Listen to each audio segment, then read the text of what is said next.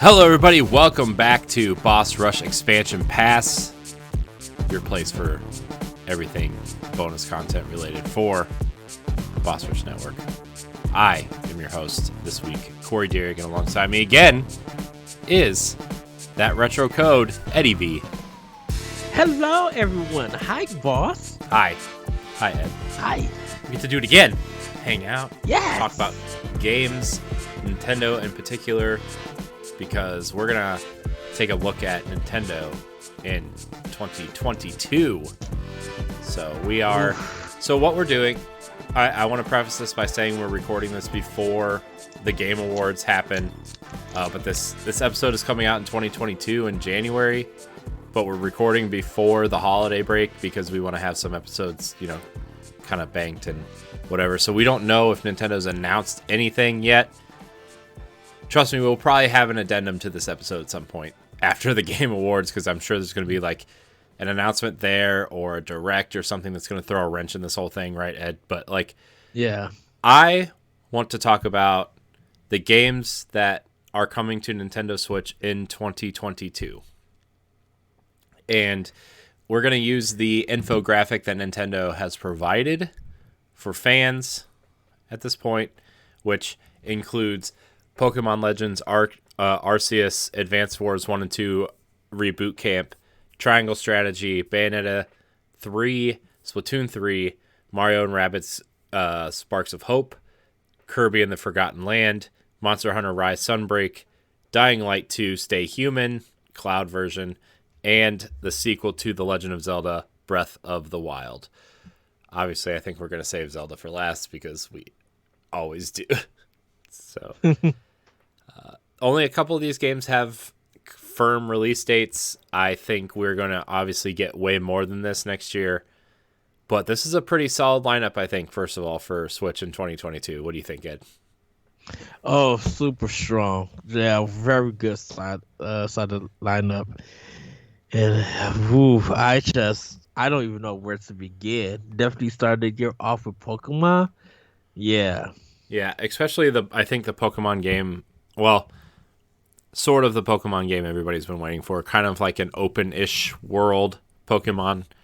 I know it's not really open world. I know it's kind of, I would say it's kind of open, but also a linear Pokemon game, just kind of more open. Right, set in the, I don't know what region it's set in. I'm so bad at Pokemon, but it looks cool. I think it looks like the game that I will probably jump in on, because this is kind of like a Pokemon game that I would want. Not that Brilliant, Pearl, Diamond, whatever the remakes are that are out right now, but I want a Breath of the Wild style Pokemon, and this is probably the closest we're ever going to get to that. Yes. Anyways, continue. Sorry, I didn't mean to cut you off. We're going to go deep. We're going to go deep on each one of these for sure. So, yeah, continue. So, just started with Pokemon for just January. I'm glad. I gotta say this. I'm kind of glad that Elden Ring did get delayed to February, so that Pokemon. Oh, it's delayed. Isn't it delayed again? And didn't it get delayed again? I don't think so. It got delayed to February because something got delayed out of February. Oh, it was Saints Row. Never mind. Continue. Yeah. So that Pokemon Arceus, the new Pokemon. I don't know. Pokemon Legends. Look, I think I've heard it said Arceus and Arceus. Grammatically, the way it's spelled, it should be Arceus. But I also know it's a name of a Pokemon, I think, and people say it differently. So I don't know. I think it's Arceus, but I've also heard people say Arceus. It doesn't matter. Pokemon Legends. I'm going with Pokemon Legends. Yes. To see that come, I'm really excited. And then, man, Advance Wars Reboot Camp. I was so looking forward to that this year, but it's coming out next year. I think Nintendo's going for that. We're trying to have a title for every month. Yeah, similar to And what 2019 or 2017 and 2019. Really, I mean, remember yes, in 2017 it was like every every 4 to 6 weeks they had a new title, right? oh Whether yeah, it was, I mean, they were still supporting it the 3DS at that time, but it was like, man, March was Zelda and Bomberman. April was what was the big game in April? Mario Kart 8. Mario Kart 8. May was Fire Emblem and Street Fighter. June was Splatoon. July was Arms. August was Mario plus Rabbids, Kingdom Battle. September was, they just had something hit every single month, Yeah, all the way through the end of the year with Fire Emblem Warriors and Mario Odyssey in October. November, what was in November that year? I really forget. And then December ended with Xenoblade 2, right? Like, I mean, 2017, yes. you want to talk about a standout year for Nintendo. Jeez, mighty. It's like they're mixing new games with ports of their Wii U titles. Hmm. Shoot, dude. And like we said, we're recording this early. There are still games that are Hmm. being planned. There's a rumored Zelda game that may be shown. We don't know yet. Yeah. That could come out in 2022.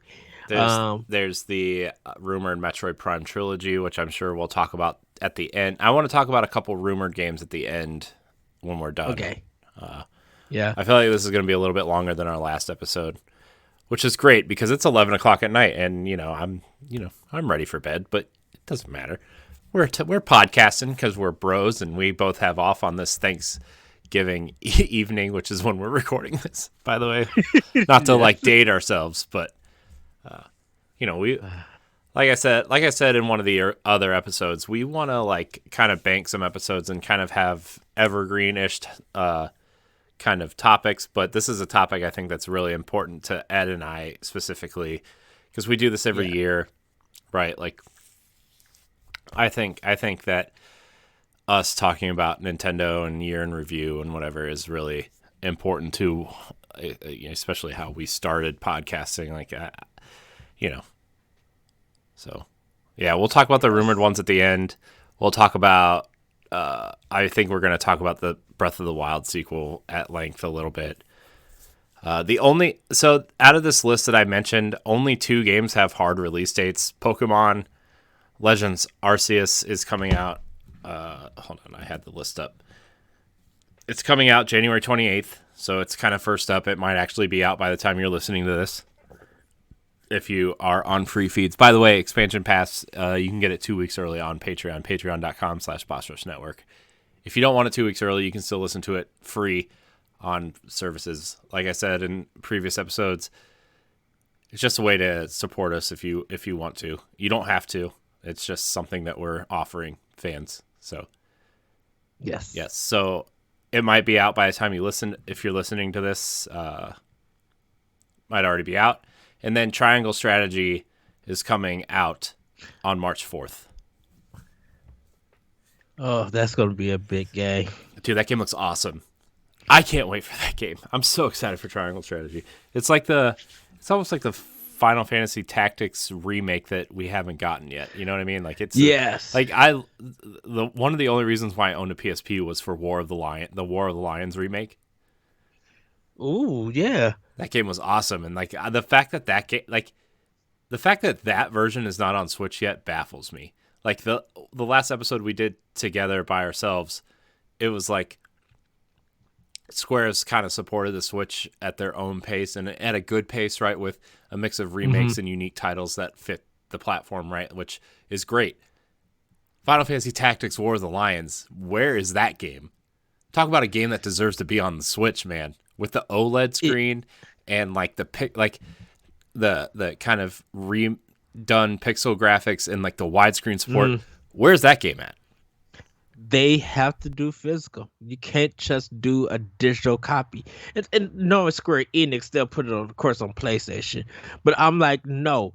Everybody's gonna run and get that physical. I mean, that game's on iPad at this point. You know what I mean? Like, just give it to us.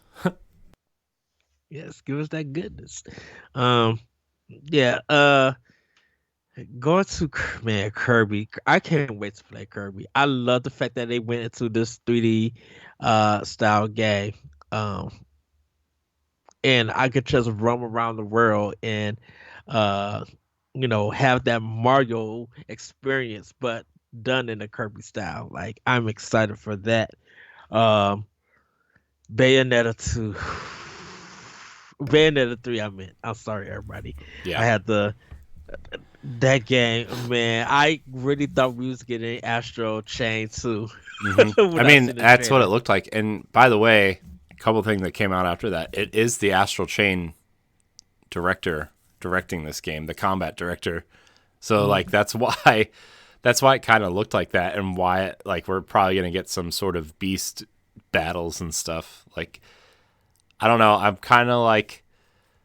I'm excited for Bayonetta 3, and we'll get to it when we get to it. But like I don't know. I hope they don't go stray too much away from what made Bayonetta 2 awesome, right? I really Yes. hope they just stick to the basics for the most part. Like adding stuff is cool. Like if it's like a nice addition, then I don't care. But if they go too far in that direction, like I'm gonna be kind of like, man, I okay. I kind of feel like they rewrote the story Oh, I'm sure for they've. I Bayonetta mean, 3. I'm sure they did. I'm sure they just. I mean, look, we kind of talked about it before. Platinum Games has a lot of projects on their plate, and this is probably just one Hmm. that they were like, we got to put this either on hold until we do it right, or we just have a small team working on it until we have the team to work on it. Yes. So, uh, but yeah, Switch is looking good for please Arms 2. Just come. No, nobody Just wants do Arms 2, Arms Ed. Arms 1 was a nice experiment. We got Bootylicious, what's her name? That's everybody was thirsty for when it came out. But it's done, Ed. Arms is over. 2. Just saying. uh, but uh, but yeah, I think Nintendo's going to be really strong. Definitely with Mario Rabbids 2 coming out. And we probably still got some. We haven't even heard that much from third party, so we can see some games coming out from third party. Um, hey, we may get the Alan Wake remaster, even though that might be cloud based. I thought we Who were talking about knows? the games Like, on the list, Ed. oh, I'm sorry. Alan Wake Remastered is not on the list. Sorry. I'm just, I know, you I'm just know, messing with you. my You know mind goes how that way. I just like to poke at you, Ed. That's your role here. That's your new role at Boss Rush. We So just poke fun poke. at you. Oh, That's what did fine. I do? You're my best friend. Uh I do it out of love. You know that. oh. But yeah, Jerk. I'm gonna send it over to you, Corey, because what did you think? I mean, I think this is a pretty strong start to the year, right? I think Splatoon 3 is going to be huge for Nintendo, especially with their partnership Yes. with Panda, right? With the Smash stuff. I think Splatoon 3 will be the next game that follows in terms of family-friendly tournaments, right? Like I think that's Yes. clearly what's happening. I also think that whatever Pokemon game comes out next, like they're going to do Pokemon tournaments with them too. I think that Panda uh, partnership was really smart for Nintendo. Just to get away from the stigma of Evo. Like and obviously PlayStation also or Sony also bought Evo for PlayStation, but also like Nintendo has always kind of kept their distance from Evo, even though Smash was a part of it, just because of the stigma and some of the things that were happening there that were unsavory, we'll say. And I think partnering with Panda, where they can have control over, but also have somebody that knows how to do events and set up events and stuff, is smart for them. Yeah. And I know it's just Smash right now, but Splatoon 3 and whatever Pokemon game is next is surely to follow. But Pokemon Legends Arceus seems like it's going to be a winner. I am eager to try it. I think Advance Wars 1 and 2 is something that I will try. I'm not a big Advance Wars fan. Like, I never really played it. I'm a huge Fire Emblem fan. Also, Wargroove didn't really do anything for me, and I know that that's basically like Advance Wars Light. So, like, we'll see. That's like a game I'm going to wait and see what Dan and LaRon kind of have to say, because I know they're both kind of looking forward to that. Plus, like, Metal Slug Tactics is coming out next year for Switch, and that game looks way better to me, for me at least, than Yeah. Advance Wars. But we'll see. We'll see if it's good. Triangle Strategy is the game that I'm really looking forward to early in the year. That game looks awesome. Splatoon 3, obviously, going to be a huge hit. Ready to play that. My nephews will be all over that too, so we'll probably play together if they make it easy. Mario plus Rabbids Sparks of Hope is just going to be just, can't wait. Cannot wait, dude, for that game. Just looking at that trailer, like, man, I know. just how hype it was and how funny it is. Yeah. I know. Bayonetta 3, obviously, I'm going to play because Bayonetta is great. Kirby and the Forgotten Land, that 3D kind of style really got me excited in terms of a 3D platformer.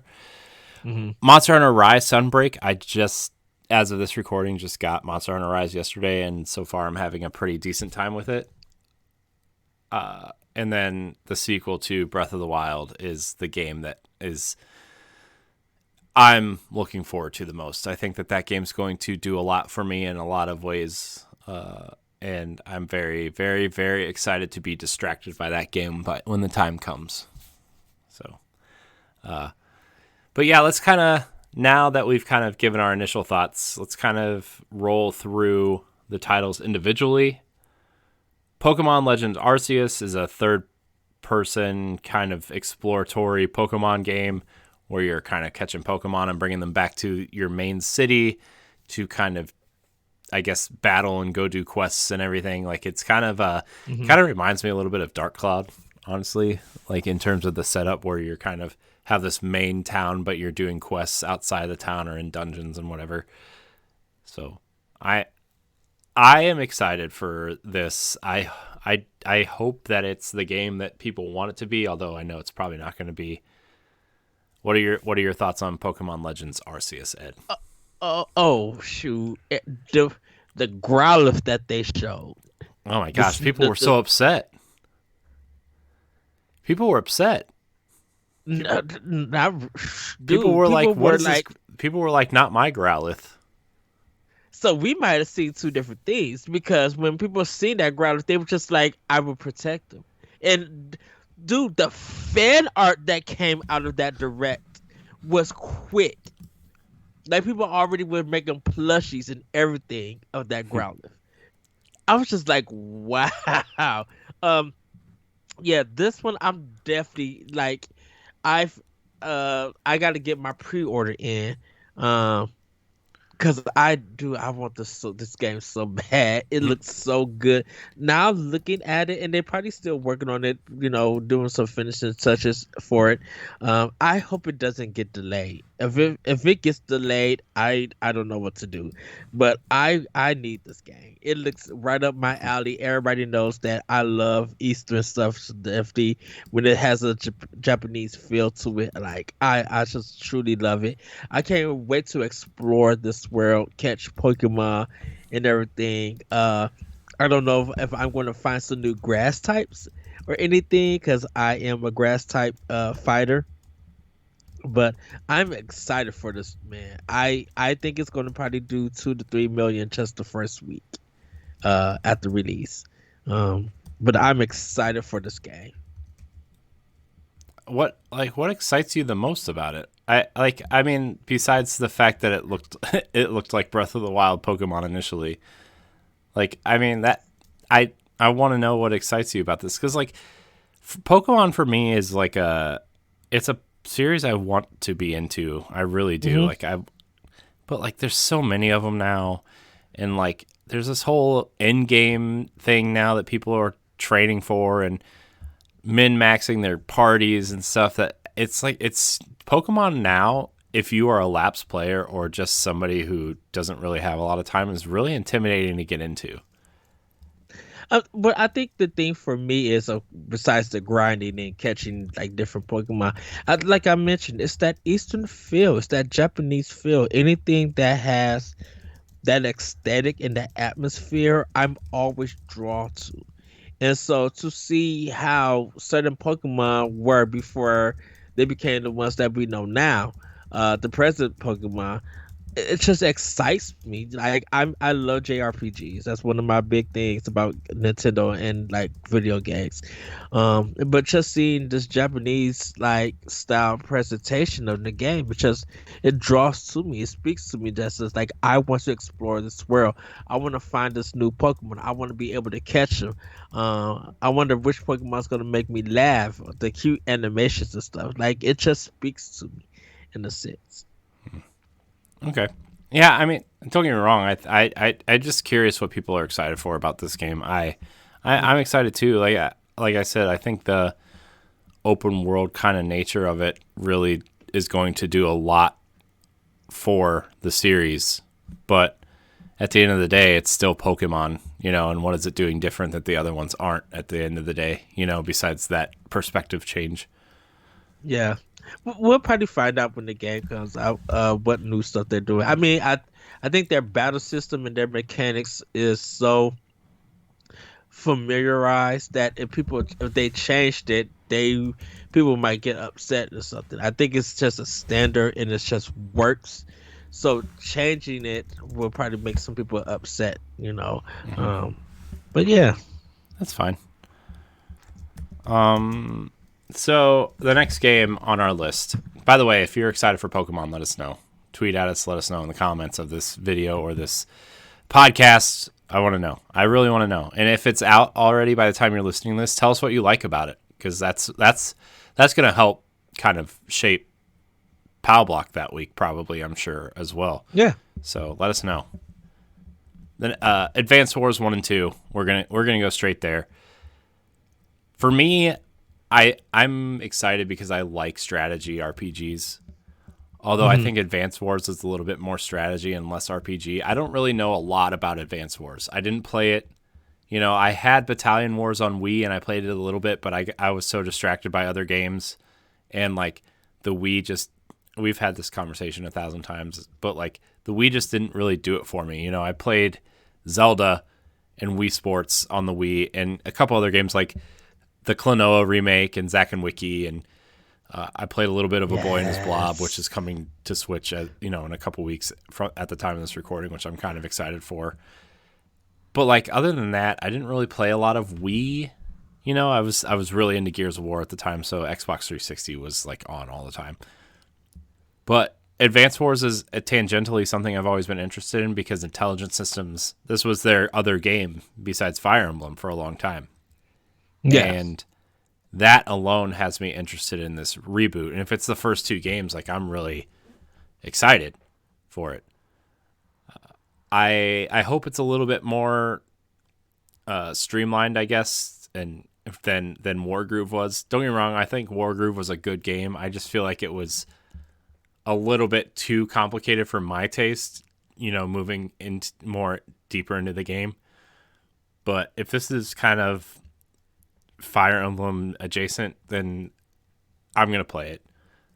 Are you excited for Advance Wars?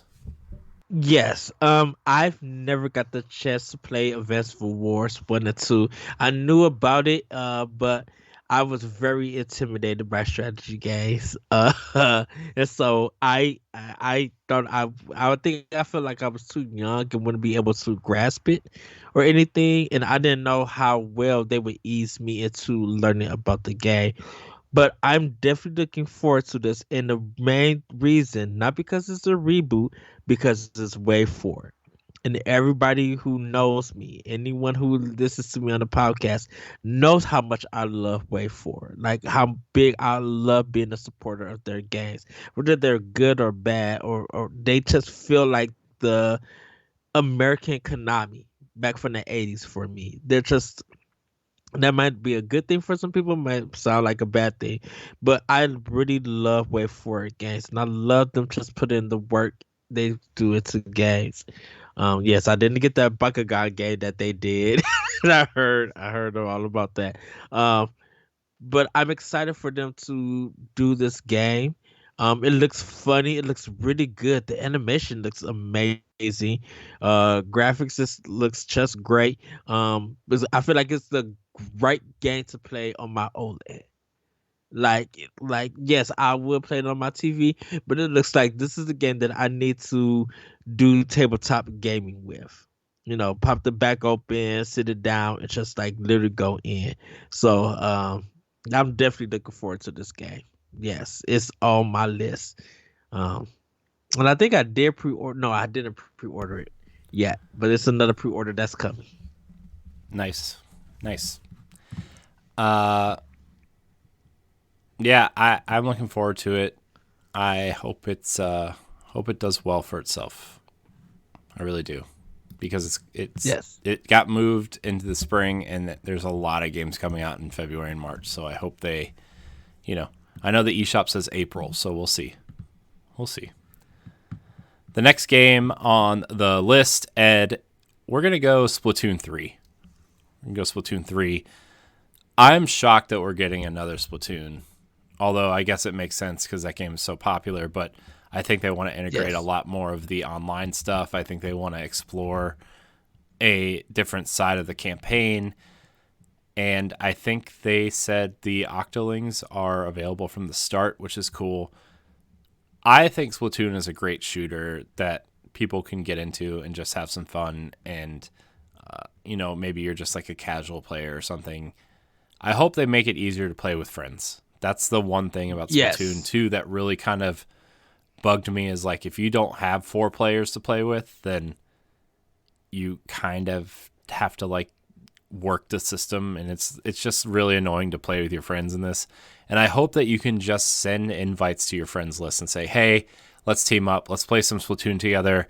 Let's, get top in a Discord chat, or use the chat app on your phone, and let's go play some Splatoon." Because I feel like Splatoon could be really fun if like we could have a Splatoon game night for Boss Rush or whatever, and we yes. all just hopped on, and maybe we would do like almost like old school Halo LAN parties where like you know there's 12 of us, and like this team versus this team versus this team, and like the losers play each other and the winners play each other, and then you just alternate or whatever. Like that could be really fun, because Splatoon is fun. I think the weapons are exciting. I think there's a lot of strategy involved in with turf wars and covering uh, the the area with paint. Like I think having two players with paint rollers while you have two people who are really good at killing people. Like I think that's a good strategy. Like I love the paint roller. I think it's great. Yes. How are you feeling about Splatoon 3? This game looks beautiful. I agree Imagine with how it's you. going to pop on the OLED, dude. Splatoon 2 on the OLED is actually really pretty. And now they've had 5 years to optimize the Splatoon's palette and the way it plays. Like, that game's going to be, it's going to be sexy. And definitely with Nintendo's new online like netcode and stuff, like which has really been good. Uh, I think they're gonna be more. Hopefully, are more open because I feel like when we get another Nintendo Direct, maybe in February or whenever, I think they're gonna be start talking more about Splatoon 3. We're gonna find more about the story, the characters, the online matches and stuff because like th- th- for people who don't know, Splatoon is based on how much area you could cover with your team's paint. And so you can't stop the players from painting. You can treat it like almost that kind of match, but you don't really get anything for it. They really want you to cover the area, and whoever has the most area covered wins the game. Um, and I think they offer a good variety of weapons and everything. So I would love to see, maybe this be an esports game that Nintendo wants to do or carry out. maybe they do offer where we can select like teams and have our own tournaments. Like I would love to do a Boss Rush Network tournament of Splatoon. Uh and you don't the game never makes you feel intimidated. It never makes you feel bad or anything. Always encourage you to just paint. Just do as much as you can because it really relies on a team. It doesn't rely on one player. So this is another one that's a must buy for me. Yeah, it's definitely it's gonna be good. I think Splatoon 3 is gonna be a winner for sure. Oh, and hopefully they bring like the hot dog versus hamburger Oh, the Splatfest pose and stuff. slice. Oh yeah, dude, the Splatfest Yes, is. I feel like love I feel like Splatfest is gonna be even bigger this time around, for sure. I love that. Yeah, I would love for them to actually have where players could create their own Splatfest. yeah, You know, Power Block versus Arsenal X. Like I would love to have that would that. be That would be crazy. so fun. Let's just have like a. It'd almost be like a console tournament where like everybody picks a multiplayer game from each system, and then you Yes. just play it with each other. And like Splatoon 3 would be the Nintendo multiplayer game that you pick, and maybe Halo or Gears for Xbox, and then PlayStation. We'll find something. Yeah, I don't know. Figure it out. Well, Crossroads can figure Def- that out. Definitely for something. But I think, Splatoon 3 is going to be a winner. I think that's a smart decision for Nintendo to release a third one for sure. Triangle strategy. Ed, are you excited for triangle strategy? Okay, so That's a no. I am. I'm definitely gonna buy it. I think I got lost on the demo, and I think I need to replay the demo again for this. How'd you get lost? Isn't it just a strategy? I didn't play the demo. I should, but I didn't. I think it's just great voice acting, great setup of what they're gonna do.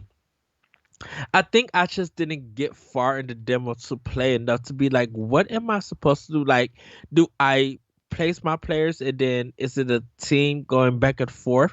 And so I think I need to replay. Like, it's a must buy anyway. I'm going to let everybody know I'm buying it. I'm going to get into the game. I am going to support this because, like you said, I love Octopath Traveler, and this game looks right up my alley. I love the style of game that Square Enix is doing. I think I just need to sit down, play the demo, get a better idea, so that when the game comes out, I it's my game on the go. It's something that I feel like I won't play a lot on TV. It feels like this is going to be something that I play on the go a lot when I'm at work, when I'm probably out at a park, for my walk or stuff, just, taking time for myself and everything. This feels like that kind of game to me. So I am buying it. I think I just need to dedicate more time to the demo to get a better understanding on how things work. Okay. I mean, I'm excited because it's a strategy RPG, obviously, and it looks gorgeous. I should probably download the demo while we're talking. Let's do that. I'm going to do that right now. You can't see. You can't see. You don't know. I think I'm gonna read. I'm gonna download the demo on my OLED Yeah, because I really want to play it on there. yeah, I'm going to right now.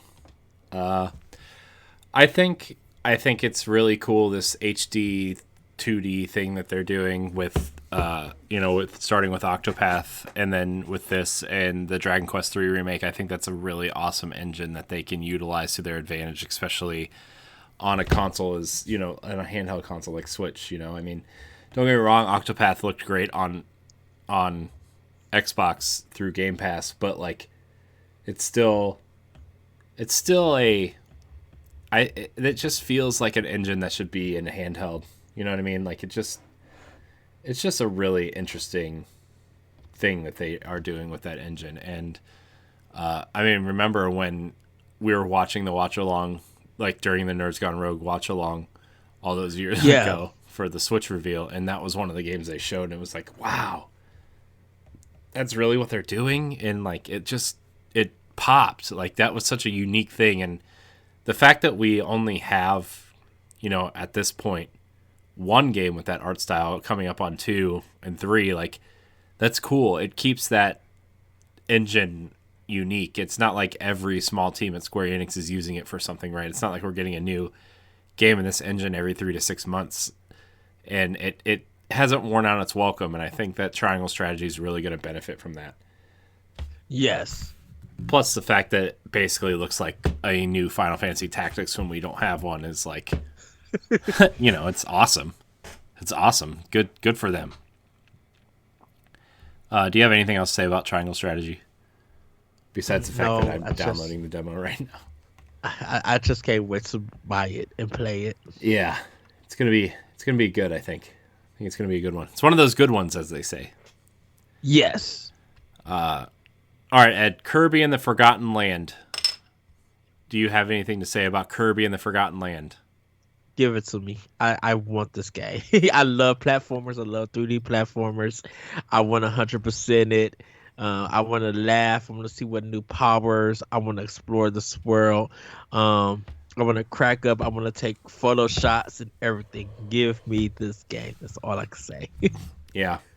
Yeah, it's I think it's, I mean, Kirby's okay, right? Like I think Kirby is often looked at as like, oh, this is like the kid's first platformer or whatever, and it's always been kid friendly and aimed at children.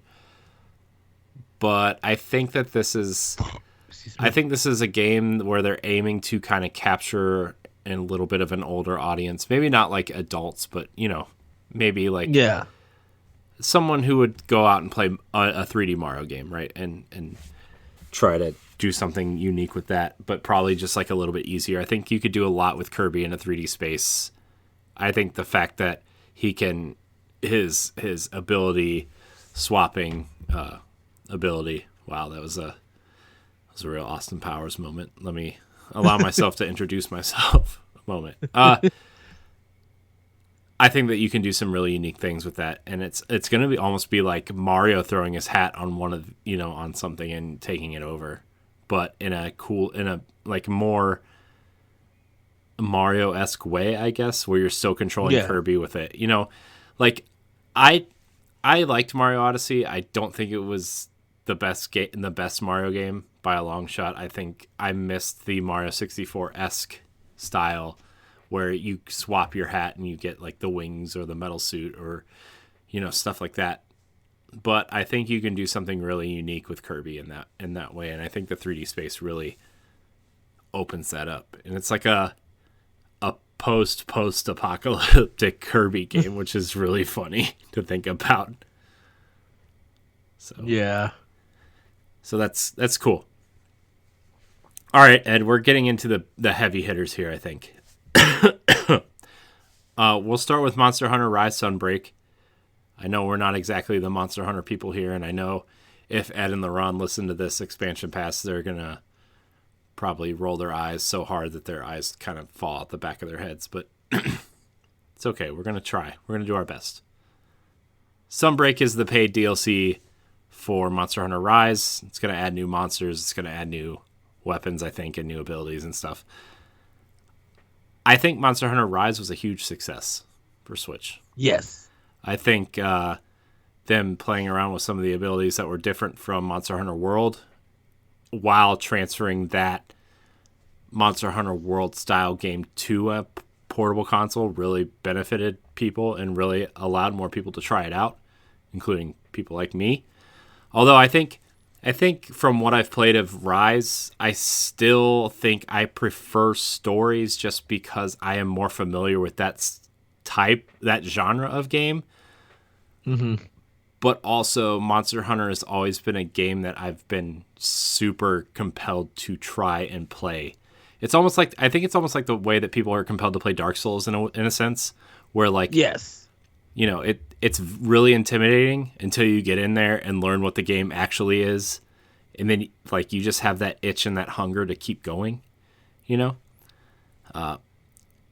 I mean, to me, like Dark Souls, after I actually got in and played it, it's actually not really that difficult, especially if you know how to, like, I don't know, read patterns of enemies and be patient. You know what I mean? Like, yeah, it's difficult, but not in a way that can't be overcome. You know, I think, not to be on a side tangent or anything, not that we do that a lot, but I think Dark Souls is challenging to most players of this generation because this generation is impatient and they want to, you know, it's like my one of my teachers used to say it was called the microwave generation, where everything needs to be quick and done fast, and you know they don't care how fast it's done; they just got to get it done as fast as possible. And Dark Souls definitely doesn't Yes. fit that. And in a way, I think Monster Hunter kind of fits that same premise, where you have to be patient and learn patterns and learn how the monsters react to certain things and see what weapons work better against certain monsters and which abilities and which, you know, things. I hope I'm saying good things there, Laron and Jacob. I can feel you guys glaring at me, but it's okay. Well, and mostly with Monster Hunters, it's all about preparation. You Hmm. know, prepare yourself, like Right. making sure that you got your status ailments and what element of well, your weapon may be, making sure you're at the right level, whether you're gonna play with friends or by yourself, like learning the patterns, and sometimes you may have to grind on that one monster to get that next weapon that you need Mm. for future battles and stuff. So it has its particular kind of formula, but being prepared is like the best way to play that game, to learn it. Yeah, you are going to die sometimes, but it's the best. When you die, you learn, you know, you have an idea of what you're going to do, what you're going to get from that monster. So you just got to go in and do it. Definitely for me, I love the way that the cover looks. I don't know what monsters we have. I don't know what zany monsters I'm going to fight or weapons and stuff. But you know, I would love to continue to fight as Sonic the Hedgehog against these monsters and stuff like that. Uh I'm excited for this new DLC. I cannot wait to hop in and play around with Laron or Jacob or Dan or with you, Corey, or anyone who wants to jump in and have fun. Um, like I'm excited for this DLC, and I really hope that it's only $20. I have a feeling that the price point is going to be like, you know, here's $20. This is what you're going to get all I for feel it. like it's gonna be like 30 or 40 though. I I mean I think Ice World was or Iceborne Iceborne Yeah, was 40. 40. So I mean, but it also added a huge significant chunk to that game, and actually, you know what I mean. Like, Mhm. so if it, I wouldn't mind like a $40 expansion for games if they just like added a significant amount of content. You know, I don't mind DLC being expensive as long as you're getting something unique and something that builds upon what already exists in a Yeah, significant way. I should add. yeah. And they'll probably do a collection pack like a bundle Hmm. later on down the line. Yeah. So Monster Hunter Rise Sunbreak coming sometime in the spring, I think they said. So look out for yes, that. Mario plus Rabbids Sparks of Hope, Ed. Can't wait. I'm a little concerned about the open worldy type thing instead of like, I mean, the first one you kind of yeah. followed a path and like you kind of went into the battlefield and fought the enemies and then you moved on to the next battlefield and on like this real linear path. That trailer showed some kind of exploration style openness to it, which as long as it's not too much, I can get behind it. But if you're trying to give me like this Assassin's Creed style open world and there's like marks over the map that are just strategy battles, like Hmm. I don't know how I feel about that in a strategy game, right? I hope they find a good middle ground to kind of ease players in, because I love that first game. It did so many cool and unique things, and I still want that rabbit statue, the rabbit Luigi statue that I never got. But yeah, I think Mario plus Rabbids Sparks of Hope is going to be just I think it's going to be another big surprise of next year. Even though people kind of already know what to expect, I think it's going to do some cool things that you are going to be surprised by. Yeah, I think they wanted to break away from the XCOM comparison. Um, but for a debut game like that, it worked wonders for did great numbers. As for the open endedness, like within the battles and everything, I was kind of wondering that. I'm just like, how does this work? And I guess when I finally get the game and I play it, I think it's going to teach us like this is how things work and stuff. Because they did a great job teaching you on how to play the first one. So um I can't wait to see how they teach how to play the second one. I'm intrigued. I'm interested. I'm gonna buy it, but like the open world part, I need to see more of on how that works. And it's gonna be funny. I know it's gonna be truly funny. Like Luigi Mario, like he's gonna probably be a dummy again. But I'm excited to see how this plays, how it goes. Yeah, I hope they add some really unique rabbits, right? I mean, they showed the one, right? They showed the one kind of rabbit that didn't really have any Mario ties to it. I made a prediction when it was revealed that I knew what was happening, but now I forget what that prediction was. So that was my bad. Sorry, guys. Maybe somebody can go back to that Powbach episode and remind me. But definitely high on my list for next year. Yes. Speaking of high on my list, Ed, Bayonetta 3. Yes. Bayonetta 3, they revealed it, and man, that was quite the reveal. And I know there's a lot of fan theories going on. I'm not too knowledgeable on the Bayonetta lore and storyline, but I know that a lot of people are saying that this Bayonetta, I think the theory was that initial trailer we saw was her soul being split in half, right? Yes. And that one of them was the little girl from one, I think, that had that same hairstyle, and that maybe that was Bayonetta as a young girl. I don't know. I'm really interested to see what happens. I actually want to play the first two again just to get caught up. So this Bayonetta is going to be more kind of like she's a pop icon. K-pop in a sense has become a big thing here in America, and I think it's kind of going to be playing on that because Bayonetta, which she's kind of dancing a lot in the shots that it, you know, and we don't know how well music is going to play and if it's going to affect her fighting style, but she's doing different things to summon monsters. It's just not her hair coming off her body to summon it. They kind of like cleaned up her act a little bit, but it might still be some cheeky I don't fun, know. I think there's going to be some outfit switches in this game. Oh yeah, It's Platinum, yeah, dude. Nintendo is going to allow Platinum and Sega to kind of do what they want with this franchise. Oh yes. Oh yeah. I felt with Bayonetta 2, they came in, gave some notes and said, okay, bye. Go ahead and finish the game.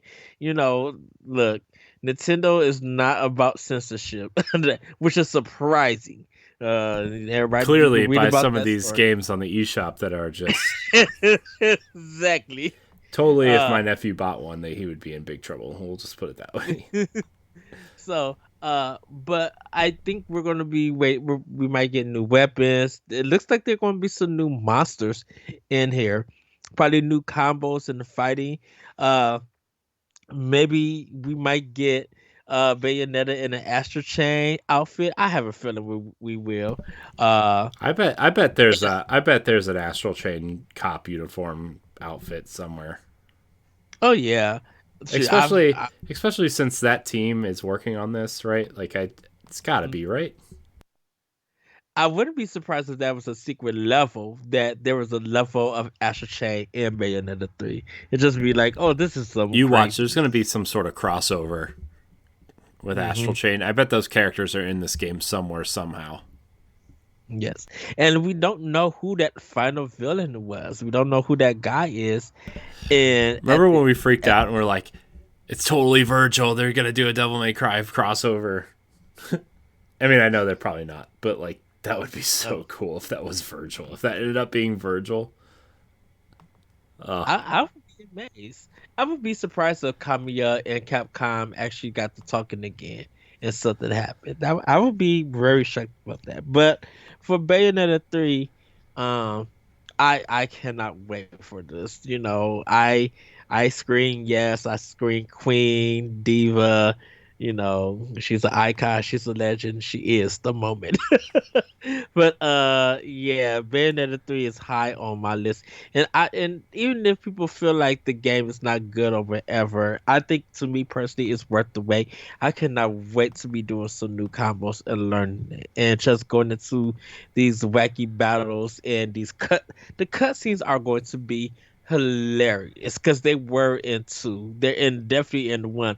Just the intro of Bayonetta 1 with Bayonetta praying and all the angels is coming, and just the way that it goes, like it's gonna be bunkers fun, but it's gonna be also just an amazing game. So Bayonetta 3, top tier on my list. I want to know how they're going to top the combat from 2, because two's combat was so good. You know, Yeah. it was just, man, even on the Wii U and that gamepad, it felt really smooth and natural. The one thing, my one complaint, I guess, it's not really a complaint, but I hope they allow you to map your controls for Bayonetta. Like, that was the one thing coming off of DMC. Remember, DMC Mhm. really let you customize the way you wanted to play, and it was like Yes. really awesome that you could literally just put any command on any button, and it would you could just do that, right? Like, I really hope they do that. I do know that I do know they have a history of just like letting you or making you play the game the way that they want you to play. But Yes. man, I hope they let you just do what you want with the combat. Like, I want them Right, to cause have mappable buttons.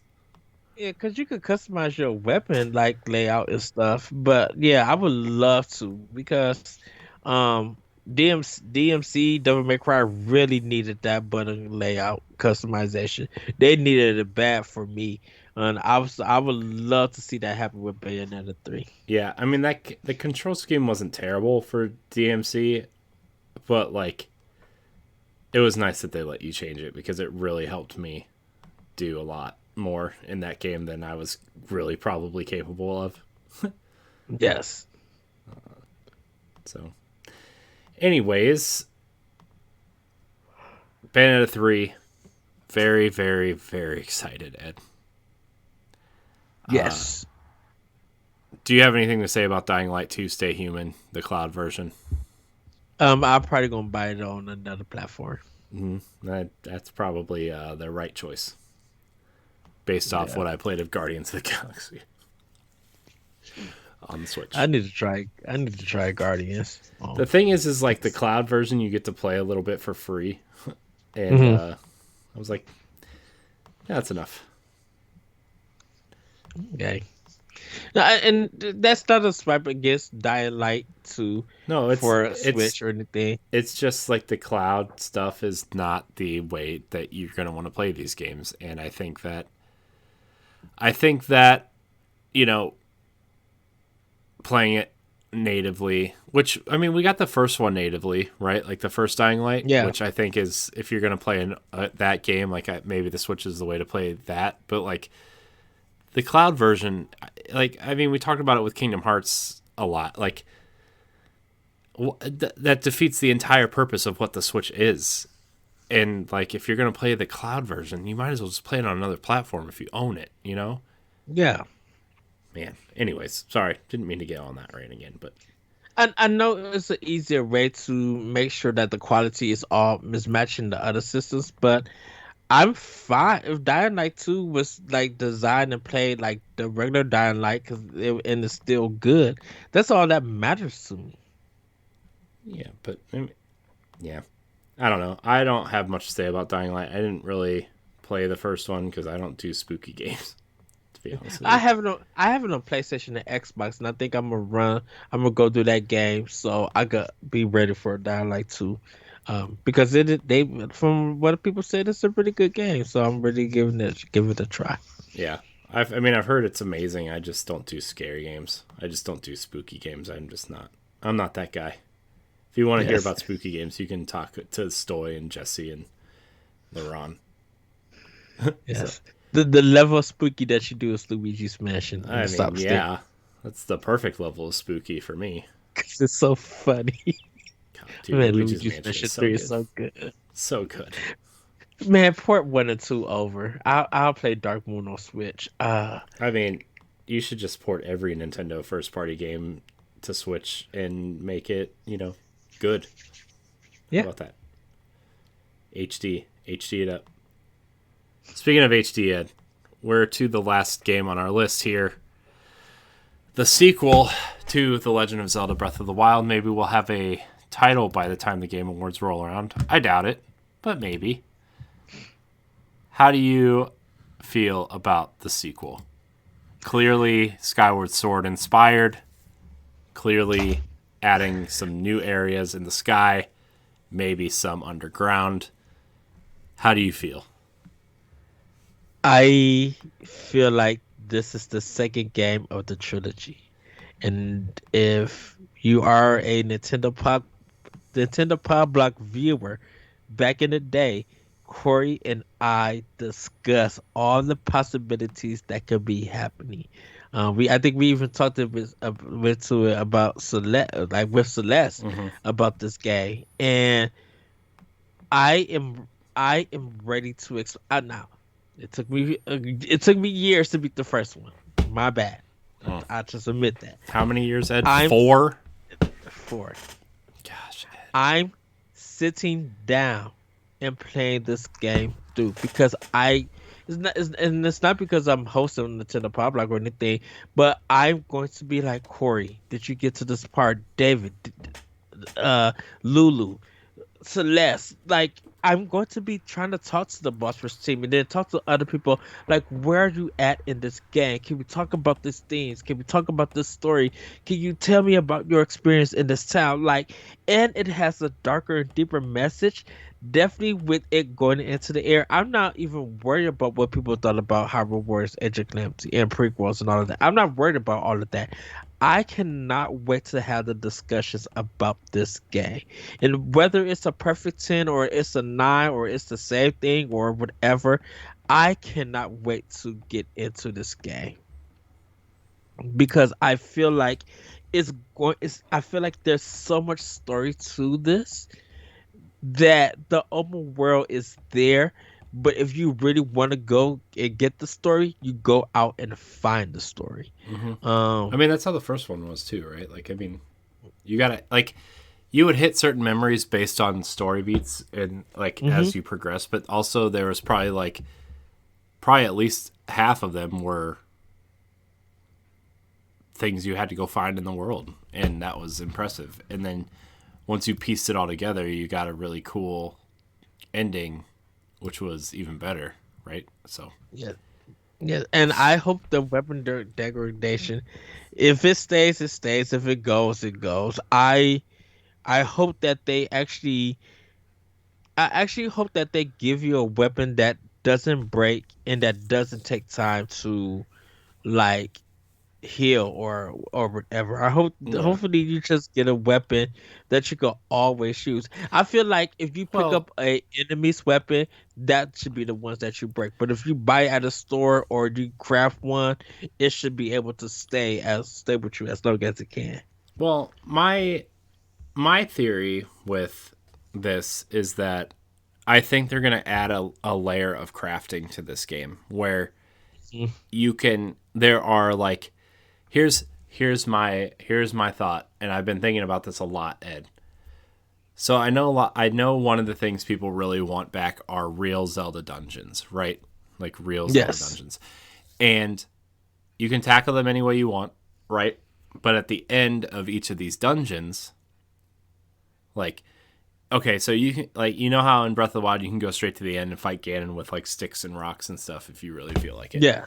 But what I really think they're gonna do is at the end of each dungeon or in the dungeon, you get what they're probably gonna call like a legendary weapon, like Yes. like the boomerang, the I don't know, maybe a hook shot or something, and like those weapons are craftable and you can craft them to be unbreakable, or maybe those weapons are like the Master Sword is in Breath of the Wild, where once it loses its energy, it's on a cooldown timer, but you can craft it to where the cooldown timers are, you know, negligent or even non existent. You know, maybe you can Yes. craft it to be stronger, maybe you can craft it to be more durable, have more, do more damage. Like, I think they're going to add a crafting element to this that's going to enhance the game without feeling like you're obligated to do it. Kind of like the armor sets were, right? Where yeah, you could upgrade them, you can put more, whatever resources into your armor, they become stronger, you get more armor through that, but also like I never did any of that and I played through the whole game, you know what I mean? Like Yeah. I think it's going to allow players to it's going to enhance the experience rather than being obligatory task to do. Yes. Because I'm like definitely with the air stuff. We you being in the cloud, I feel like there's gonna be part dungeons there. And it's just not going to be, well, you did all the shrines on the earth, now you can do the shrine. No, I feel like time has passed and they have made new, like somehow maybe stuff that was hidden that Zelda didn't know, Zelda and Link didn't know, or even the king probably knew, but maybe they ancestors had to hide something to it, and part of them being the heir is part of it, because I feel like I feel like they can bring dungeons back to this game and do that, where if you get to the end, here is this family heirloom, or here's this family blueprint on how to make it, so you get it and then gotta go out and get the items and make it. Yeah, I could see that happening. Yeah, for sure. Sorry, I muted myself. I Oh no. I totally 100% agree with you. I think that I want what has me most excited is that like it's going to be the same map essentially, right, of Hyrule at Uh-huh. least on the top level, but there's going to be small differences because of what's happened between the first and second game. And Yes. then you're going to have a lot of underground stuff and a lot of above ground stuff, like a lot of like skylofty type areas, and like that's gonna that's gonna make this game at least twice as big as the first game. Right, because because I just feel like, there's a lot of hidden secrets that we don't know about this game.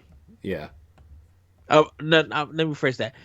About about this world I mean that people this are still game finding is. secrets from that first game, right? I mean, Oh yeah. so that's yeah. I think Breath of the Wild 2 is just gonna be phenomenal. I'm so excited. I'm so excited. This is the game. This is the game I've wanted since halfway through playing the first game, right? Like, I mean, I'm like, I just want more. Like, I popped in Breath of the Wild the other day and played for like a half hour for no reason. I went and collected resources and went to one of the fairies and upgraded my armor for no reason. Zero reason, Ed. None. And like, I'm just like, oh, cool. Okay. This is fun. I could totally play another one of these and not be bored. To like, I'm still thinking about replaying this game. And I'm like, I have hundreds upon hundreds of games that I have never finished in my lifetime. And I want to go back and play this game that I spent over 200 hours in. Yeah, and Like, I have man. the Breath of the Wild reveal like of Link sitting on the horse looking up at Death Mountain, right? Like at that very, very, very first reveal where he's running from the Guardian, right? And he flips off the Yes. horse, right? I have that image of him sitting on the horse with the rocks and the wavy grass in the little village, right? Like it's my background because that game, like it just that game was so good. It reminds me of such a happy time in my life. Like I had just gotten married like a couple months before that. Like, Nintendo was putting out a new console. I Yeah. was just it was just a great time of my life. I was starting a new. What's that? The year I started a new job. I think that was the year I started my new job at that point, and like Mm. I just did it. This game just reminds me of so many positive things going on in my life at that point, and I Man, want that I like anything to like rekindle that feel like not that I'm not happy now, right? But like anything to like kind of rekindle like some of that nostalgia is like, oh my gosh, I just want it so bad. and I feel like with this one being straight built up for Switch, Yeah. not just Porter order. I think they now understand how the Switch is. They understand like, okay, now we could build this up. Definitely Xenoblade team. I mean Right. Monolith Soft team. You guys helped us. Come together with us. Now let's really build. We know what to do. We got the assets. We could probably make them better. Mm-hmm. Now let's create this world because like the not goblins, the Bokoblins. Gokins, yeah, the bulk of this, or I can never say it. I need to learn all of these names. Them riding on that big stone monster for Mm-hmm. like the first game, like, Mm-hmm. wait a minute, what the heck is this? And then I'm just like, hold on, wait, what about the Yigu clan? Mm-hmm. Like, what are they doing in this game? Mm-hmm. Like, there could be so much unexpected stuff in it, and definitely just I really can't wait to see this game in action. I can't wait for the music to hear. I'm not even focused on the title Mm-hmm. at this time. They could call it air mattress of dungeons, whatever they want to call it. Air mattress. Whatever they feel like calling it. I Wow. cannot wait to sit down and the dude. I want to see the box art of this game, and I want to buy a poster or print it out. Because I think once we see how this mug looks, oh yeah, it's gonna. I'm not even worried about numbers of how it's gonna sell. I think everybody is preparing for this game, Yeah. and I know that Nintendo has to be getting some new amiibos for this Oh because yeah. I really feel like we're getting those new champions. Those kid the Mm-hmm. whatever those kids were or whatever who served in the first game, I think they are the new champions and they're going to play a major role in this game. Yeah. I think this game is going to be. I don't even know how to say what this game is going to be. It's just going to be. It's going to be a phenomenal. Just. It's going to be. It's going to be such a. I don't even know how to explain it. It's going to be awesome. It's going to be great. I feel like it's going to Well, be and Switch is kind of just the pinnacle of what makes the Switch great. I think the only problem that I'm going to have with this, and it's not so much with the game. I think it's going to be with the gamers. Is it going to be? Are people seeing this game as a continuation, or are they going to be concerned that the game is not topping the first game? Mm-hmm. Because some people would just be like, "Well, sequels are supposed to top the first game." I'm just like, sometimes in a sequel giving you the same thing but doing it in a better way, where sprinkling some good things, some good elements here and there. It's just sometimes good enough for some people. Mm-hmm. We're not asking Guerrilla Games to see if Horizon Forbidden West is going to top the first one, because the first one is a great, amazing, phenomenal game. Mm-hmm. And no one's going to be questioning about that. So I hopefully people do not question Breath of the Wild 2. Um, I think it's going to be a good year for both of those games. And shoot, sorry everybody, if Microsoft want to bring out an open world game that is on the same level as that, bring it so I could play it. I really, speaking of Xbox, I think Fable's going to be that for them. You know what? I agree. I I think I Playground has proven themselves enough to, with Forza and everything, at least in a making an immersive world that you can kind of go mhm. anywhere and do kind of what you want, and that's everything that Fable is. And what I said about Fable when they first announced it that it was coming, if they basically made Breath of the Wild with that Fable humor and a morality system that would actually change the world, and Microsoft Yes. has the technology to change the world on the fly with the Series X and S and cloud stuff, like Hmm.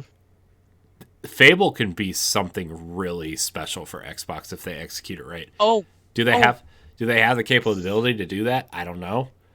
Right? Like, I mean, Playground's a great studio and Forza's a yeah. fantastic game, but they're like it's not like the writing or the story of Forza Horizon's anything to write home about. But like, I know they hired up. I know they have a team dedicated. Like, they hired a ton of action RPG people and writers and everything. Hmm.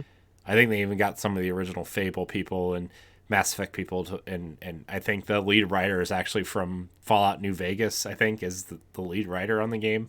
Yeah. Don't quote me on that. I think that's what they said. So I don't know. I think they have something really unique there that they could do if they execute it. And yeah, because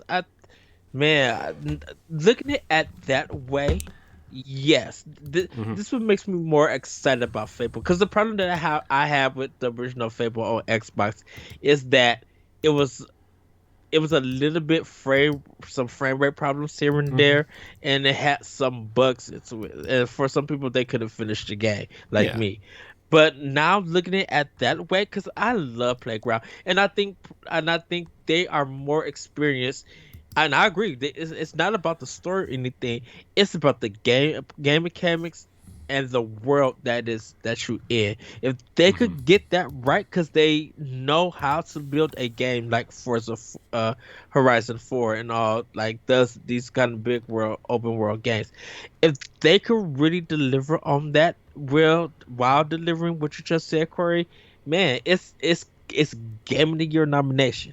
Mm-hmm. Like and it's literally top tier RPG for me for Xbox if they could deliver it.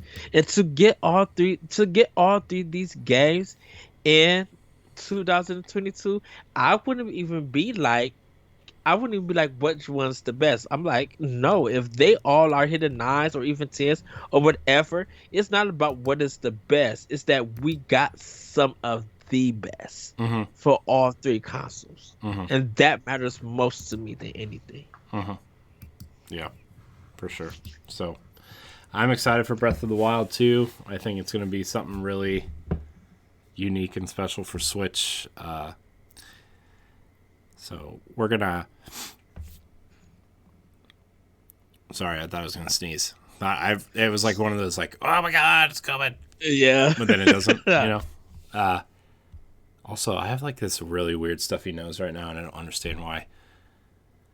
But anyways, I'm gonna hit on a couple rumored games coming and a couple extra games that maybe we want to hit on. I know that one of the games I'm really excited for that's been confirmed for next year is Emu's Ninja Turtles Brawler, Same. which Yes. is gonna Give be it. awesome. Please let us have online play. Yeah. Hold on. Yeah. Let me look up. I had a list and I accidentally closed the window. Uh, Do we want to talk about Metroid Prime real quick? Um, yeah, we could jump into Metroid Prime real quick. I think the success of Metroid Dread is going to lead into a Metroid Prime collection. If we don't get it before we get four or anything, or even a trailer of four, I think people will seek out a way to play it.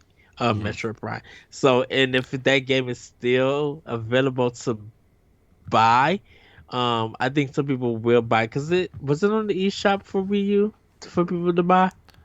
I don't know. Hmm.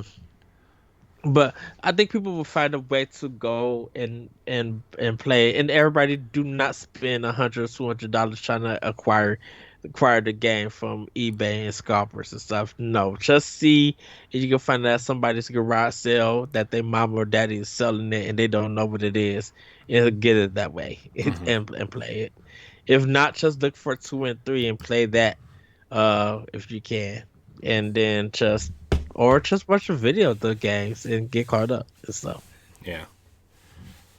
Uh, Man, I can't find this list I had open, and it was kind of interesting to see. But anyways, Metroid Prime, the trilogy has been rumored for a couple years now, and I think obviously they're holding it for the release of Metroid Prime 4 probably 6 months to a year beforehand, right? They usually do that with upcoming games, right? I think Bayonetta 3 was supposed to come out sooner than it did, and that's why Bayonetta 1 and 2 were re-released. Yes. I think that it would be really dumb if they did not release the Prime trilogy on Switch with HD widescreen support, adjust the controls to have like work, make it play like a modern first person shooter.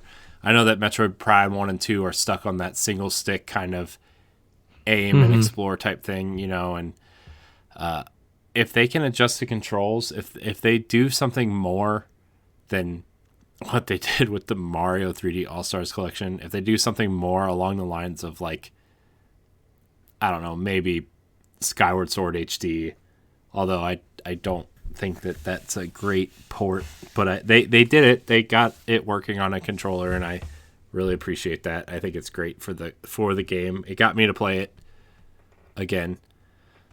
But as long as if they put effort into it, like Wind Waker HD or Twilight Princess HD or Skyward Sword HD, like these kind of remasters or remakes and make them feel like modern games, they're just gonna people are gonna eat them up, Yes.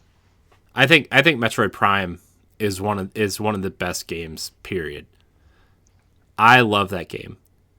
I did play So it good. a couple years ago. I think I played it on when I was just kind of recording and streaming some GameCube games, trying to figure out how all this stuff worked.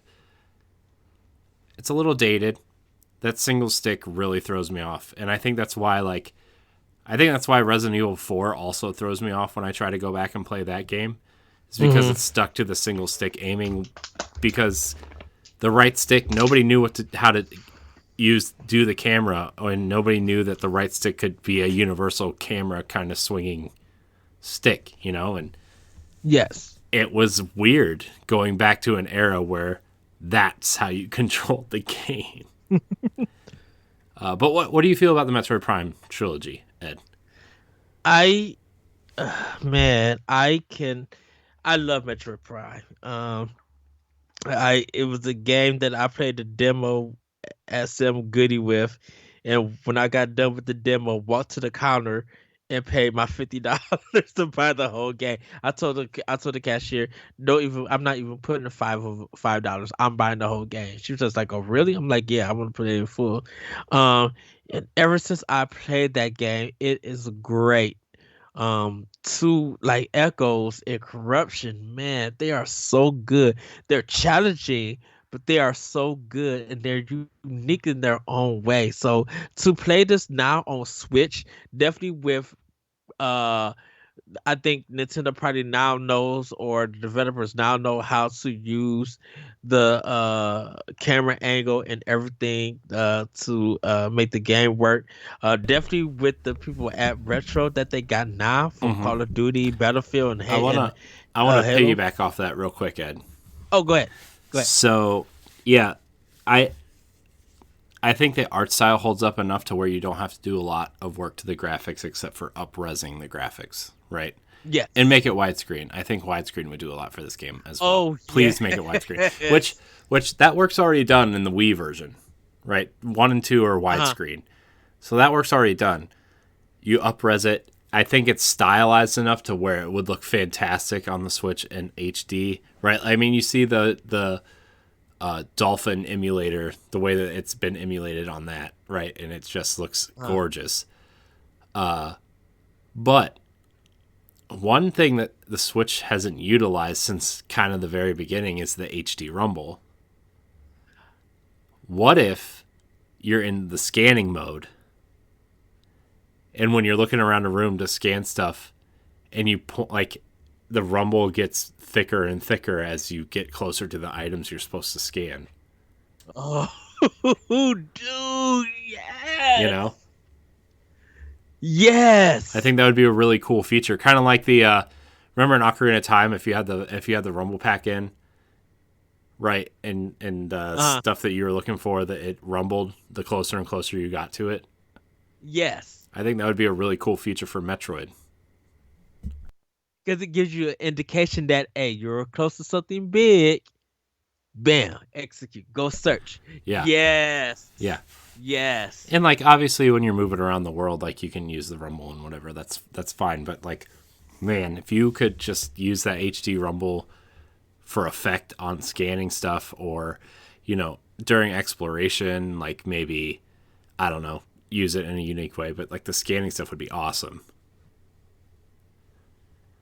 Yeah, yeah. I can't say no more. You can wrap it up. Yes, because man, when just something simple as that, yes, because I think it would get more people to play with the Joy-Con because Hmm. it's going to feel different playing with the Pro controller and Yeah, stuff. I But think like, I think like, sorry to cut you off again. no, no, I go ahead. like using the motion controls. I think a lot of people would actually like really like to use those the way that Hmm. they did on the trilogy for Wii. I think a lot of people wouldn't mind that. Now, would I want to use them? No, but I'm not a motion control guy. But I would give it a try, right? Like I gave it a shot in Mario Odyssey because it did some unique things with throwing the cap or dive jumping, and Skyward Sword obviously used it pretty well because it was designed that way. And I think if you took advantage of that, like it would allow more people to experience the game. And Yes, especially like, no offense to Nintendo fans, but a lot of them aren't incorporated into like the first person shooter space the way that maybe Xbox or PlayStation players are. Primary Xbox and PlayStation players are, like yeah, Halo and Call of Duty and Destiny all control very specific ways, right? And that's those games are kind of intimidating to people who don't really play a lot of shooters, right? Like I just think first person shooters are intimidating in general if you haven't ever really sat down and tried to play them, right? And if yes, you give them motion controls and say, hey, this hand, the wherever you're pointing it, or wherever you're pointing your gun, whichever way you're looking, like that's going to allow you to move us, like if you want to turn left or if you want to turn right, like all you have to do is like move. Like I think that would ease a lot of people in. yeah. And I think with these American uh developers that join with retro, um because this all these ideas could lead up to Metroid Prime 4. Hmm. And if it works, that gives them good indication. Okay, we could probably place this in 4. Oh, they said they didn't like it. Maybe we could patch it out, or maybe we could see how we could make it better and work it for the game. Because I feel like Metroid Prime Trilogy is now needed on Switch to give them a good idea on where Prime 4 could really be at. Because Prime 4 shouldn't just play like a regular not regular a regular first person shooter. It's a first person adventure game. So it has to keep you already have a template of how it goes, but you got to improve upon it. And with their experience in this field, they should be able to be like, okay, hold on, I could do this. I'm learning. Wow. And I really feel like that a lot of those developers and designers, they probably just feel like, man, I really wish that we designed stuff for Nintendo earlier to get into their mindset on how things work, so that we could put it in. Because I bet you they probably have been trying stuff with the HD Rumble for Prime 4 and just have gotten a lot of ideas on how to design this set of world for Metroid Prime 4 and what gameplay ideas they could bring in. Cause man, just just with what you mentioned, I could see working in Prime, the trilogy, something brand new, and then carrying that over to Prime 4. Yeah, I think the biggest thing is like I guess I guess if you're gonna have a control scheme, make sure it's consistent throughout all of the games. Yes. Right. I think that's the big thing is like you have to make it consistent and even into Prime 4. And as long as people are used to playing a certain way, when they boot up the next game, they're like, oh, yeah, this feels familiar, right? Like this, I can control it Yes. this way. And like having multiple control schemes is also going to be really helpful. Like maybe people who like Metroid Prime on the GameCube, maybe you have like a GameCube control scheme where, yeah, I only move the aiming with one stick, right? And the right stick does whatever it's supposed to do, right? But you could have a modern control scheme, which makes it control like a modern first person shooter. You remap the buttons, the scan buttons, maybe the scan buttons on like, left trigger or whatever, or ZL. And then maybe you have a motion control scheme and like, or, I mean, even like what Splatoon and Doom do really well is like use the gyroscope in the Pro Controller to aim, right? And Yeah. maybe you can like use that to help you aim or scan things, right? Like there's so many different things you could do to make this game as accessible to as many people as possible. And I think they need to focus on that. They really do, because the game's already great. But a Yeah. lot of people get turned off by controls, right? So many people get Yes. turned off by different control schemes that, And and I especially if they're and I think used, like say a Call of Duty player has a Switch, right? And they play the yes. occasional game on Switch. Oh, Switch is getting a first person shooter, right? Like in Metroid, like Metroid Dread, I heard was really good. I played a little bit of it. It was really good. Now you're turning into a first person shooter. Yeah, I'm talking from a perspective of people that didn't play it on GameCube, right? Yes. And they go in and they can't. And like for me, this is what I did in Halo. Like the first thing I did in Halo was customize my control scheme to play like Destiny.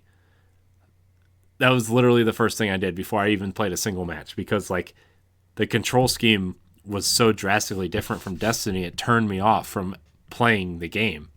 Like I was like, Hmm. I don't want to play this because like I'm gonna get so confused on which game I like. Because like once you fall into that natural rhythm of playing the game that you always play, I've played thousands of hours of Destiny at this point in the last 8 years, right? Like my muscle memory is stuck to that control scheme.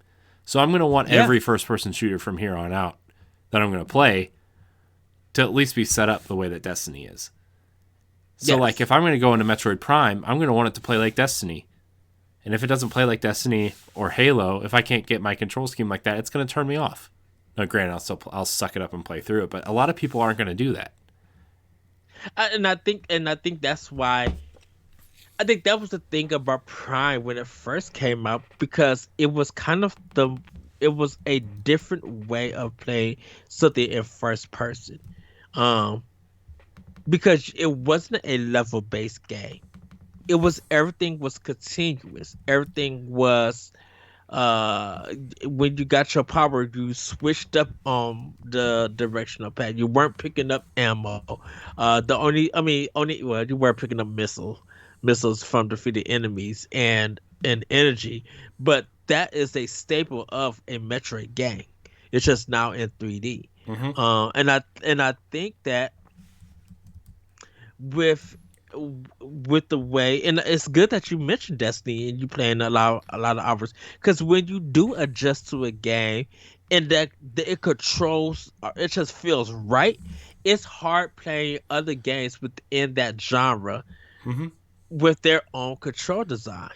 I You mean, know, I mean, like it's just like once you find your game, like it's not like going into a JRPG and learning the battle system and having a menu yeah, based system is like, okay, well, yeah, it's still a menu based system. This menu might be different or look different from the last RPG I played, but it's still a menu based system and I can figure it out, right? yes, Like that's kind of like a passive thing, whereas like in a shooter, you want to be as responsive as possible. And like if I remember correctly, Metroid Prime 2 was extremely difficult.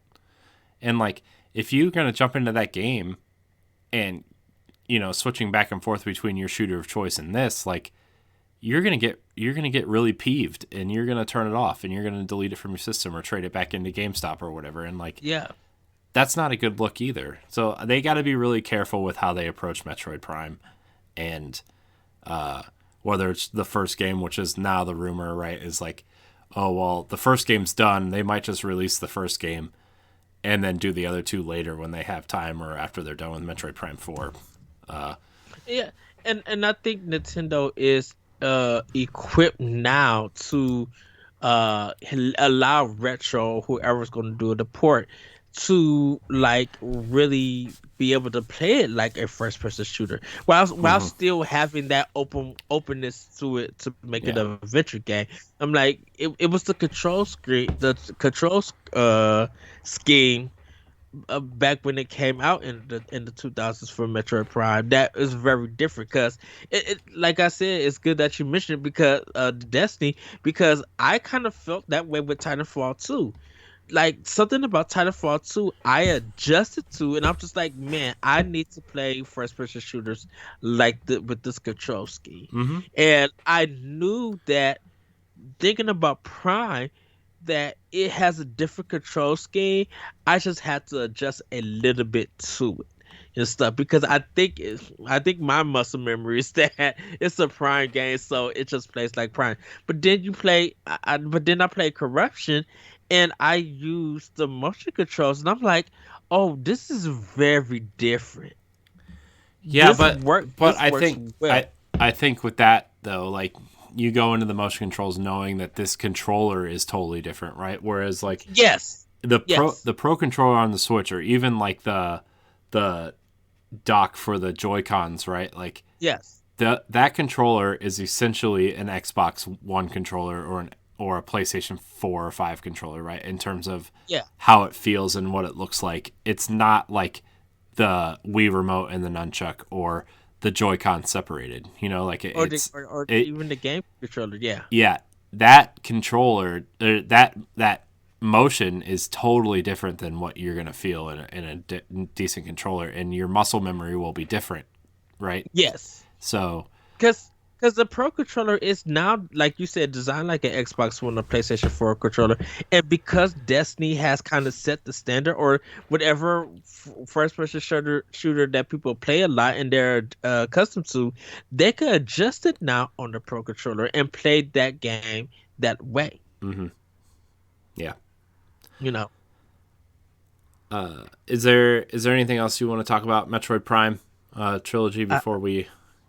I mean, we could now do a whole episode on Metroid Prime. I I I I I have my concerns and I have my doubts for this. I think because of Metroid Dread, then the sales that happened with it, I think now that we are going to get a Prime trilogy. I am for definitely with, man, with the HD Rumble idea that you just gave, Corey. That makes me more excited for this if it is Hmm. implemented in the game. Yeah. Because I miss Metroid Prime, Hmm. and I would love to hook up my GameCube, but I'm just like, I have a widescreen TV, and I know the Switch is powerful to up res this to HD and really make stuff pop. Like I want to see Samus face in the in her shield. I mean, or her helmet. I want to see how the rain really looks and stuff because yeah, they worked with what they had, but now time has advanced, and I really think they could go in and just like beautify, remodel this game and make it look crazy beautiful to make you be like, this was a 2000 whatever game, 2005 or 4 game. It may be in 2002 whenever it came out, and it just be like, wow, still looks good. Mm-hmm. Yeah. Well, I'm excited for a potential HD Metroid Prime, whether it's the first game or the entire trilogy. Of course, I would prefer the entire trilogy, but I mean, Yes. my only concern is the control scheme. But if they can figure that out and fix it, then I'll play it anyway. It's not that big a deal. It's just, it could be just some people. Are there any other rumored games, Ed, that you want to talk about or have thought about or anything? Um, at this point in time, not really. There's nothing. Like I said, we don't know much from third party Mm-hmm. that they're going to deliver to us. Um, Nintendo probably got some other games still up their sleeve that we don't know. Mm-hmm. Uh, Maybe, and I know this is recorded before the Game Awards, but literally, if they do that Metroid Prime trilogy trailer, Mm-hmm. if they do a Prime 4 trailer, if they even do Metroid Dread DLC trailer just for fun or whatever for the Game Awards, Mm-hmm. it is going to be the talk of the town. Yeah. Metroid Prime I Metroid, mean, if they do. if Nintendo shows up at the game, well, I mean they are, right. That Nintendo was confirmed to be Yes. there, right? If they're there, it's either going to be a title for the sequel to Breath of the Wild, or it's going to be Metroid Prime. I don't think it's going to be either way. I think they might pull a Bayonetta style thing where, like, they announce the trilogy and then show a new trailer, like the re-reveal of Metroid Prime 4 would be ideal. Yes. I think that would be really cool. But you never know. It's Nintendo. It could just be like, oh, here's a new Pokemon. It's shiny, and that's it. Or it could be something huge. You just never know with Nintendo. So I can say, if outside of Metroid Prime and Metroid Prime Trilogy and Breath of the Wild, if they end the Game Awards announcing Mario Kart 9 instead of a direct, mm-hmm. oh, something big has happened. Yeah, Because, like, how do you secure a trailer from Nintendo to showcase Mario Kart 9 mm-hmm. that's not in a direct at the Yeah. end of the year? Yeah, I don't know. I think Metroid is a little bit too close to the chest for Nintendo, but Mhm. I'm just sorry. I'm staring at my shelf. It looks like it's gonna fall, and I'm really concerned. So Oh. I'm gonna stand up real quick and fix that because Okay. I don't want it to fall. Yeah, man, I think that's the thing about, yes, like I said, this is before the Game Awards that we recording this. If Nintendo brings the trailers for the Game Awards, everybody is going to be talking about that show, not for the awards, for the trailers. And it's going to be trending on Twitter and other places in social media. You already know the Boss Rush Network team, writing team is going to be on it, getting the stories out. We're going to be in chat. We are going to be talking about what they show for this trailer. We're going to analyze it. We're going in. Not because it's Nintendo or anything, but it's because that they got something that we totally did not expect at all. Yeah. Yeah. So, all right. Well, I guess we're gonna wrap this episode. That was a good talk. That going into 2022 and expecting what we expect, and obviously Metroid Prime is a big topic at the moment, especially with the success of Metroid Dread. I'm very excited, and I'm very excited. But we're gonna wrap this episode, Ed. I want to thank everybody for watching and or listening. Remember, you can get this episode 2 weeks early on Patreon, patreon.com/Boss Network. You can follow us on Twitter and all social media at Boss Network. If you don't want to pay for the episode, you can subscribe to the free feed. Go right ahead. Like we said, Patreon is just a way to support us if you want, but you don't have to. These topics are meant to be evergreen, so you don't have to be up on them. This episode's probably going to be out of date by the time it goes up anyway, so whatever. Ed, I want to thank you for your time tonight. Really appreciate you.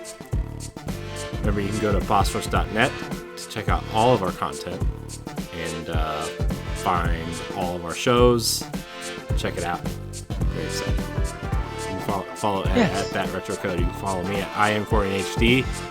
Thank you so much for watching and or listening. And until next time, we love you. Goodbye. Bye, everybody.